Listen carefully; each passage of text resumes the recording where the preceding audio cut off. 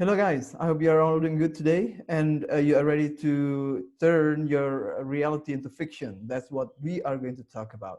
Yes, what I'm going to tell you about today is how to turn reality into fiction.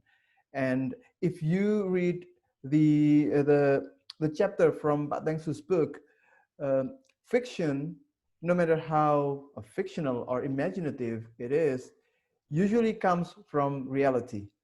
You need to do some process from reality into a fictional world. And that's what I'm now going to talk about. I'm going to give you just one example on how to turn reality into fiction. This happens to be a story I'm working on for this evening. I have been writing 3 paragraph stories every day in the past 3 4 days, and now this is the one I'm working on, which I hope I can publish today on my blog, not some fancy place. Okay. Now let me show you the story or the presentation. Let me just turn off my video so you don't have to worry about this. All right. So what I'm now going to do is how to change reality into fiction. And here, by reality, I'm using one example of something that keeps haunting me in the past, in the past 2 years, actually. So I'm going to turn one reality here into a fictional reality.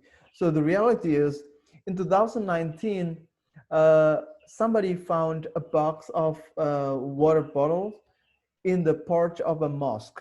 It's in Merjasari.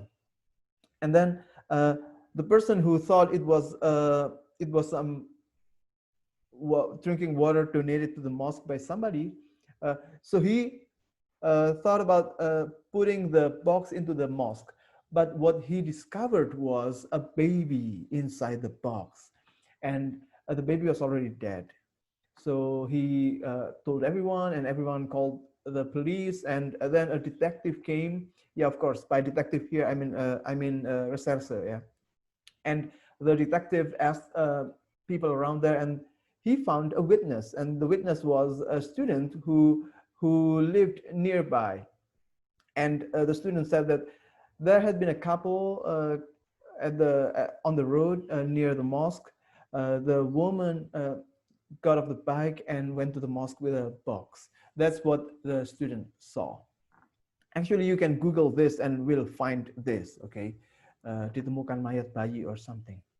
And from that reality, I it's been haunting me in the past 2 years. I told you earlier.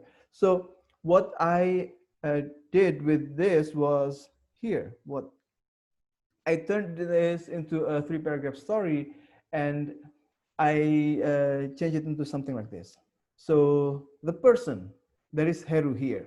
Heru is portrayed as taking a shower at the mosque restroom, while some people are disinfecting the mosque veranda, the porch. Why are they doing this? Basically, during this time, Heru thinks about his situation. He's so he feels so strange, but calm at the same time, because he is just over a serious accident. He just experienced something bad that shocked him, and now he is taking a shower, like washing all the stress and that he has been getting in the past couple of hours. And then the second paragraph talks about the conflict. Here, what we had is, an hour earlier, Heru discovered a carton box with a dead baby inside, and because it is the pandemic time, during the pandemic like this, when you see someone dead or someone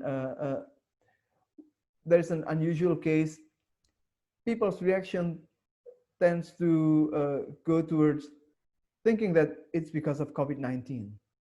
And it is reasonable, of course, because you cannot risk anyone's life, right? A single life is so valuable, so you cannot you cannot take something like this lightly. So during this time, when he found the carton box, people told the authority, and the authority came to rescue the baby, the dead baby, to evacuate the dead baby, and uh, they told Heru to take off his clothes and take a shower inside the mosque and get new clothes, and pretty much tells him um, to well to do self quarantine. And he feels so bad during this time because he is actually somebody who is considered of lesser importance in the community. And even when he decides to take the box inside the mosque, it's because he felt he feels that it is his responsibility to do that, because people usually tell him to do this and that. As you know, he's not a very important person in the society. Even people consider him as somebody they can, uh, you know, they can boss around. And in the last paragraph, on the way home from the mosque, he still feels like he's been in a bad situation, and he's so unfortunate, and so on and so forth. He feels so down because of this.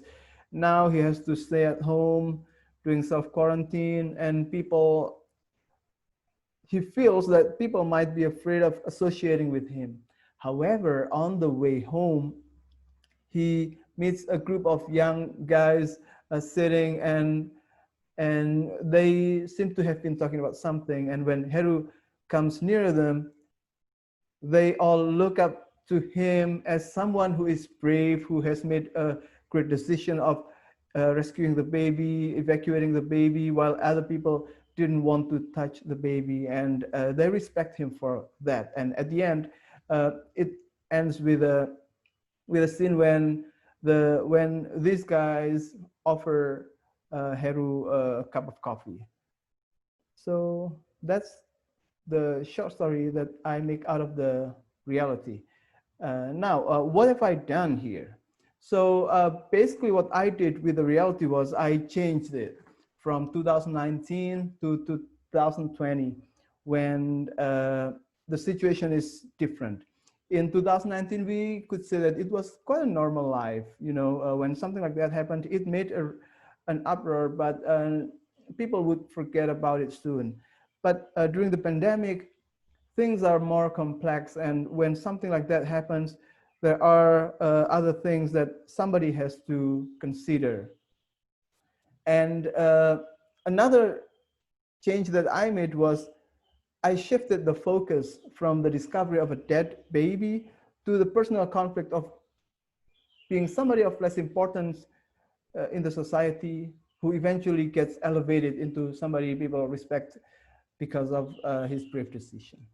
So that's what I did with the reality. I hope you can also be, well, I say, more braver. You can be braver in revising the reality, or in processing the reality into fiction. Okay. All right. That's all. All righty, everyone. Keep going, and thank you very much. Bye.